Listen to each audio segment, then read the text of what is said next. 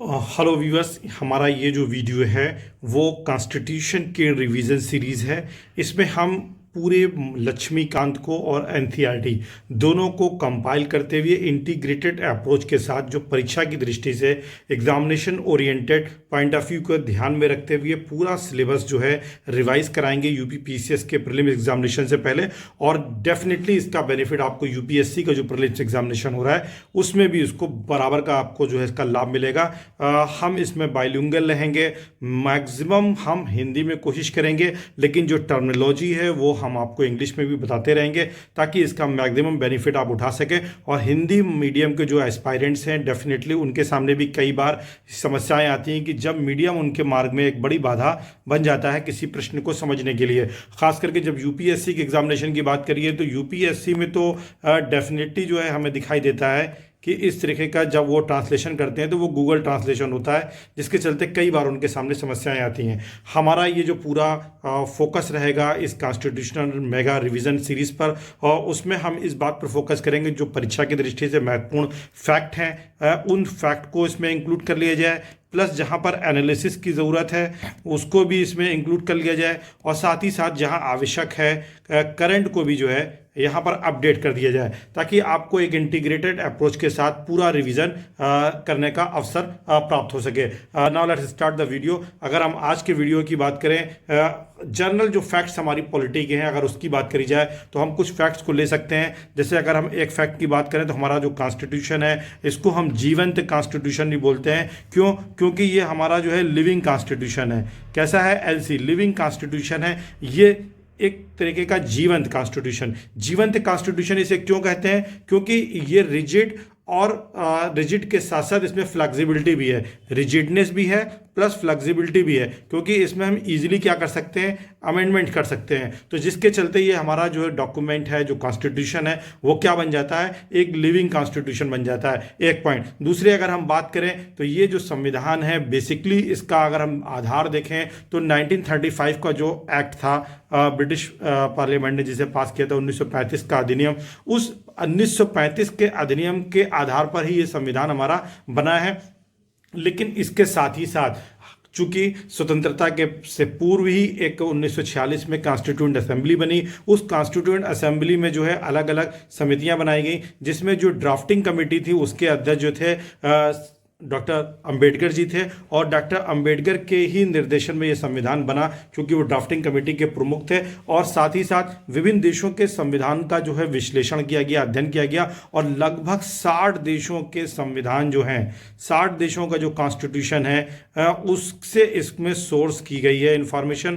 तो इस दृष्टि से भी ये पॉइंट ध्यान रखना है कि 60 देशों के सोर्सेज जो हैं इस संविधान को बनाने में प्रयोग किए गए हैं। फिर एक फैक्ट आप और देख सकते हैं कि ये दुनिया का, संसार का जो है सबसे लॉन्गेस्ट रिटन कॉन्स्टिट्यूशन है, सबसे बड़ा कॉन्स्टिट्यूशन है। और जब ये कॉन्स्टिट्यूशन बना हुआ और हमारी कॉन्स्टिट्यूएंट असेंबली ने यानी संविधान सभा ने इसको आत्मार्पित किया, इसको स्वीकार किया, इसका अंगीकरण हुआ, तो फिर ये जो है उस टाइम 283 जो मेंबर थे उस वक्त उन्होंने इस पर सिग्नेचर किए, और कॉन्स्टिट्यूएंट असेंबली के जो चेयरमैन थे वो BR अम्बेडकर थे। और कॉन्स्टिट्यूशन को अगर हम डिफाइन करें कि कॉन्स्टिट्यूशन क्या होता है तो देखिए कॉन्स्टिट्यूशन एक तरीके का फंडामेंटल लॉ ऑफ लैंड होता है, जिसके माध्यम से हम ये देखने की कोशिश करते हैं कि उस देश के जो विभिन्न समुदाय हैं, उस देश की जो संस्कृति है, उस देश में जो वास करने वाले लोग हैं और वहाँ की क्या परंपराएं, रीति रिवाज रहे हैं, उन और वहाँ के जो विभिन्न वर्ग रहे हैं उनके क्या क्या हित हैं, उन सब को समायोजित करते हुए एक ऐसी सरकार की स्थापना करना जो लोगों की आकांक्षाओं की पूर्ति कर सके, जो लोगों में एक कोऑर्डिनेशन पैदा कर सके।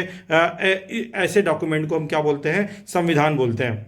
फिर अगर हम बात करें कि कॉन्स्टिट्यूशन में इसके अतिरिक्त क्या होता है जिसके लिए ये लॉ ऑफ लैंड कहलाता है, तो अगर हम इस दृष्टि से देखें तो इसमें कुछ सेट ऑफ कैरेक्टर्स होते हैं, यानी ऑर्गेनाइजेशन किस तरीके के होंगे, किस तरीके के हमारे देश में संगठन होंगे, जो संवैधानिक संगठन है या संसदीय सांविधिक संगठन है का वो किस तरीके से फंक्शन करते हैं, उनकी क्या पावर है, और जो डिस्ट्रीब्यूशन ऑफ पावर किया गया है यानी शक्ति का जो पृथक्करण किया गया है, एग्जीक्यूटिव यानी कार्यपालिका के पास क्या पावर होगी, लेजिस्लेचर यानी विधायिका के पास क्या पावर होगी, और जुडिशरी यानी न्यायपालिका के पास क्या पावर होगी, वो उसको भी ये परिभाषित करता है। और साथ ही साथ तमाम जो संवैधानिक संस्थाएं होती हैं या संवैधानिक मूल होते हैं, नागरिकों के क्या अधिकार हैं वो उनको डिफाइन किया जाता है। तो ये बेसिक एक कानून होता है जिसके आधार पर संसद जो है समय समय पर नियम और उपनियम बनाती है। फिर अगर हम नेक्स्ट अगर देखें कि हमारा जो संविधान था वो संविधान कैसे अस्तित्व में आया,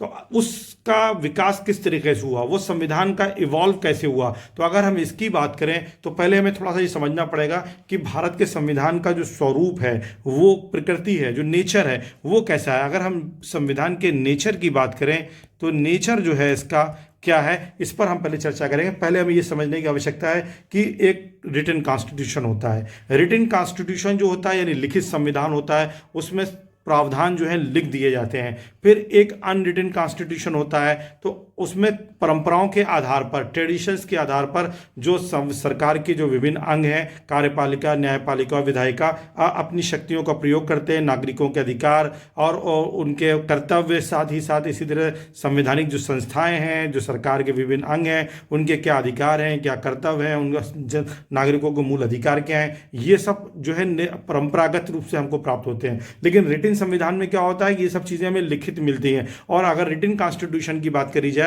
तो उसका बेस्ट एग्जांपल जो है हमारे यूएस के कॉन्स्टिट्यूशन है और इंडिया का कॉन्स्टिट्यूशन है।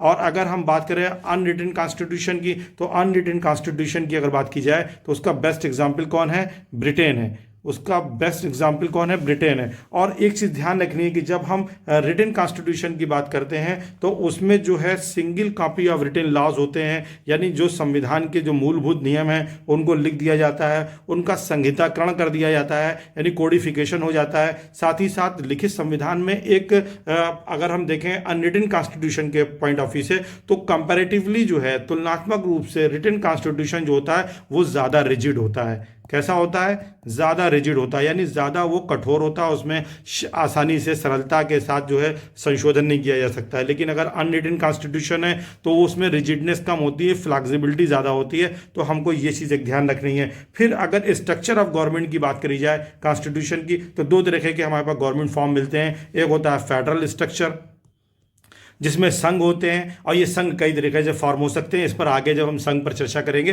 तो आपको स्पष्ट रूप से रिवीजन कराएंगे। फिर एक होता है यूनिटरी। यूनिटरी में क्या होता है कि संघ नहीं होता है बल्कि एक पूरे राष्ट्र की को एक इकाई के रूप में देखा जाता है, और यानी भारत जो है एक संघ है। और अगर भारत के संदर्भ में बात की है तो इंडिया संघ भी नहीं है बल्कि भारत के लिए यूज़ किया गया है union of state. Union of state Bharat के लिए, राज्यों का समूह भारत के लिए यूज़ किया गया। और इसका क्या अर्थ होता है यूनियन ऑफ स्टेट, वो भी हम आगे आपको जब संविधान के पहले, दूसरे, तीसरे आर्टिकल पर चर्चा करेंगे तब हम आपको यहाँ पर स्पष्ट करेंगे। फिर अगर देखा जाए तो जुडिशरी जो होती है उसकी पावर्स जो होती हैं रिटन कॉन्स्टिट्यूशन में होती हैं, और इसी के साथ साथ कॉन्स्टिट्यूशनल लॉ होते हैं, अदर्स लॉ होते हैं। तो ये और साथ ही साथ पार्लियामेंट की जो लॉ बनाए जाते हैं, यानी स्टैट्यूटरी लॉ या सांविधिक लॉ, वो उनकी चर्चा की जाती है। अगर हम रिटन कॉन्स्टिट्यूशन की बात करें तो कोई रिटन डॉक्यूमेंट भी नहीं होगा, फ्लेक्सिबल होता है क्योंकि उसका इंटरप्रिटेशन आसान हो जाता है, उसकी व्याख्या करना हमारे लिए सरल होता है क्योंकि वो एक ट्रेडिशनल वे में चला रहा है, लिखित उसमें कुछ नहीं है। स्ट्रक्चर ऑफ गवर्नमेंट जो होगा, ध्यान रखिएगा, जब कॉन्स्टिट्यूशन हमारा रिटन होगा, कैसा होगा, रिटन होगा, तो ये सारी चीज़ें आ सकती हैं, इसमें रिजिडनेस होगी। लेकिन अगर जब ध्यान रखिएगा, जब कॉन्स्टिट्यूशन रिजिड होगा तो उसमें हमारा गवर्नमेंट फॉर्म जो है या तो वो फेडरल होगा या वो यूनिटरी होगा। लेकिन अगर हमारा संविधान जो है अलिखित है यानी अनरिटन कॉन्स्टिट्यूशन है, तो हमेशा जो गवर्नमेंट का फॉर्म होगा वो यूनिटरी होगा। हमेशा वो कैसा फॉर्म होगा, यूनिटरी होगा। वहाँ पर हमें फेडरल स्ट्रक्चर नहीं मिलेगा क्योंकि फेडरेशन के लिए आवश्यक है कि संविधान लिखित हो। यूएस का जो संविधान है वो लिखित इसीलिए है क्योंकि USA best example of union federation है, क्योंकि जब हम फेडरेशन बनाते हैं तो केंद्र और राज्य, दो स्तरों पे सरकारें होती हैं, और राज्यों की यानी प्रोविंस या स्टेट की और यूएस सेंटर की पावर जो होती है उनका डिस्ट्रीब्यूशन सब्जेक्ट ऑफ इश्यूज बना करके जो है किया जाता है। जैसे कि अगर हम इंडिया ही संदर्भ में बात करें तो भारत में 3 सूचियां हैं, आपने नाम सुना होगा। एक को हम कहते हैं यूनियन लिस्ट, दूसरे को बोलते हैं स्टेट लिस्ट, और तीसरे को बोलते हैं कॉन्करेंट यानी समवर्ती सूची, राज्य सूची और संघ सूची। तो ये ध्यान रखना है कि जब भी अनरिटन कॉन्स्टिट्यूशन होगा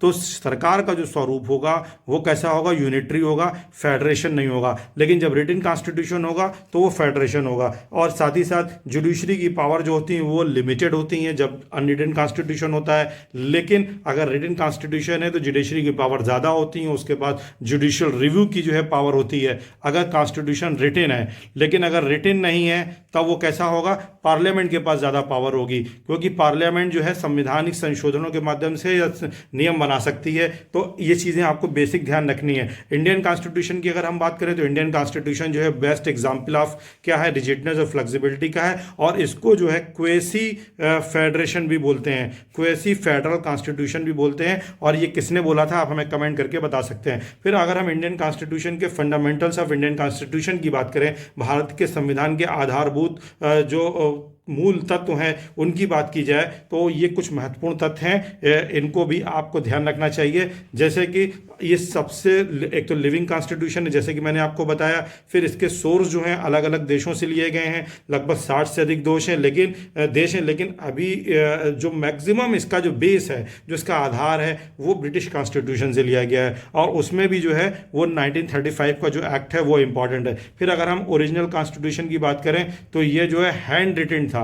ओरिजिनल कॉन्स्टिट्यूशन जो हमारा था वो हैंड रिटन था, ना कि प्रिंटेड था। ये ध्यान रखिएगा, हमारा जो ओरिजिनल कॉन्स्टिट्यूशन था वो हैंड रिटन था, ना कि प्रिंटेड था। और फिर अगर हम मेंबर्स की जो बात करें, कितने लोगों ने इस कॉन्स्टिट्यूशन पर साइन किया, तो मैंने आपको शुरू में ही बताया 283 मेंबर्स थे जिन्होंने इस पर सिग्नेचर किए। और ये कब केम इनटू बीइंग आया, तो देखिए 26 जनवरी 1950 को, 26 जन 1950 को ये केम इनटू फोर्स हो गया, यानी ये अस्तित्व में आया। और लेकिन इसके बहुत सारे प्रावधान जो हैं 26 नवंबर 1949 को, 26 नवंबर 1949 को ही जो है अस्तित्व में आ गए थे। तो आपको ये ध्यान रखना, ये बहुत ही इंपॉर्टेंट जो है फैक्ट है। और साथ ही साथ जो है अगर इसके बनने की बात की जाए, जिसके निर्माण में कितना समय लगा, तो वो भी एक ध्यान रख लीजिए, फैक्चुअल क्वेश्चन है। 2 साल लगे, 2 ईयर्स 11 मंथ और 17 डेज जो है टोटल इसके बनने में समय लगा। 2 साल 11 महीना 17 दिन इसके बनने में लगा। फिर अगर हम डॉक्टर अंबेडकर के कंट्रीब्यूशन की बात करें तो डॉक्टर अंबेडकर जो थे हमारे फर्स्ट लॉ मिनिस्टर बने। फर्स्ट लॉ मिनिस्टर कौन बना, तो डॉक्टर अंबेडकर बने। वो एक अर्थशास्त्री भी थे, अगर बात की जाए तो वो एक अर्थशास्त्री भी थे, ये भी चीज़ ध्यान रखने की है। और सोशल रिफॉर्मर थे, जाति व्यवस्था के विरोधी थे। फिर अगर हम देखें कि वो जो ड्राफ्टिंग कमेटी थी, ड्राफ्टिंग कमेटी डीसी के वो चेयरमैन थे, ये भी आपको ध्यान रखना है, ठीक है। और फादर ऑफ इंडियन कॉन्स्टिट्यूशन भी इनको कहा जाता है, ऑफ कॉन्स्टिट्यूशन भी कहा जाता है, तो ये भी आपको ध्यान रखना है। 2 और इम्पॉर्टेंट फैक्ट हैं जिनको आप ध्यान रखें। जो नेशनल हमारा एंथम है, जो नेशनल एंथम है उसकी अगर बात की जाए तो नेशनल एंथम हमारा जो किसने लिखा था, वो रविंद्रनाथ टैगोर जी ने लिखा था, ये आपको मालूम ही होगा। और ओरिजिनल इसकी जो लैंग्वेज थी नेशनल एंथम की, वो बंगाली में थी, और इसको ट्रांसलेट किया गया था बाद में हिंदी में। और किसने किया था, हिंदी में ट्रांसलेट किसने किया था, ये भी ध्यान रखिएगा, उसको ट्रांसलेट किया था आबिद अली जी ने, आबिद अली जी ने किया था इसको ट्रांसलेट। और कब किया था, 1911 में, ठीक है, ये ध्यान रखिएगा। फिर इसके अगर हम हमारा जो फ्लैग है, राष्ट्रीय झंडा है, तो वो ट्राई कलर है, तिरंगा है, आपको ये भी मालूम है ट्राई कलर है। फिर इसमें जो है चक्र बीच में दे रखे हैं, और चक्रा में जो है कितने स्पोक दे रखे हैं, तो 24 स्पोक्स दे रखे हैं। और साथ ही साथ इसको कंसेप्चुलाइज किसने किया था, पहली बार इस जो फ्लैग था, ध्वज था, उसको किसने जो है अवधारणात्मक रूप से इसको विकसित किया था, तो पिंगली वेंकैया थे। कौन थे, पिंगली वेंकैया, पिंगली वेंकैया जी इस के बनाने वाले थे। और ये हमारा जो है फंडामेंटल ऑफ इंडियन कॉन्स्टिट्यूशन से जुड़े हुए जो महत्वपूर्ण फैक्ट थे और जो इंट्रोडक्शन था वो मैंने आपको एग्जाम ओरिएंटेड रहते हुए दिया है।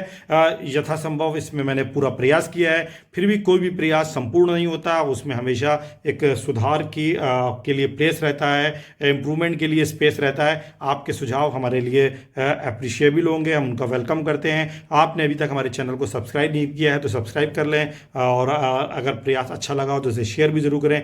Thank you so much.